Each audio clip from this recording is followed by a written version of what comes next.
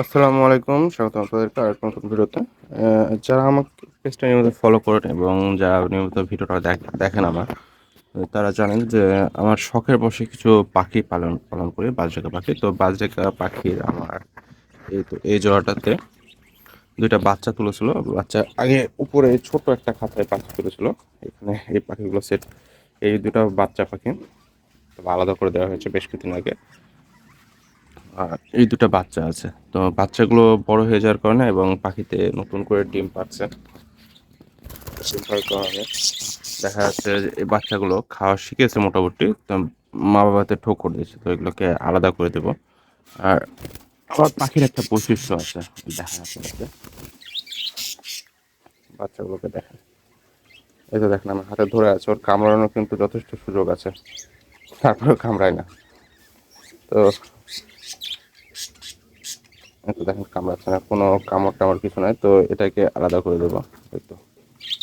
মাশাআল্লাহ অনেক সুন্দর কালার হয়েছে। আর আরেকটা বাচ্চা আছে আমি দেখাই।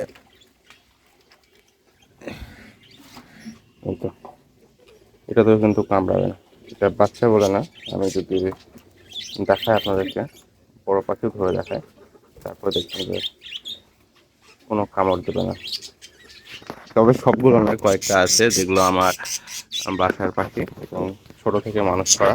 অনেক সময় দেখা যাচ্ছে কিছু দুর্ঘটনার কারণে আমার হ্যান্ড ফিডিং করা হচ্ছে। এই পাখিটা আমার হ্যান্ড ফিডিং। তারপর আরও কয়েকটা আছে, এটাকে হ্যান্ড ফিডিং করা হয়েছে। এদের বাবা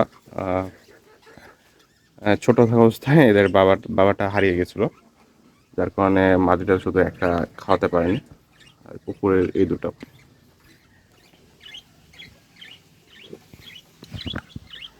তো আলাদা করে দিয়েছি। আর পাখিগুলো রাখার ইচ্ছা আছে, দেখা যাক কি হয়। তো আজকে ভিডিও এই পর্যন্ত। আল্লাহ হাফেজ।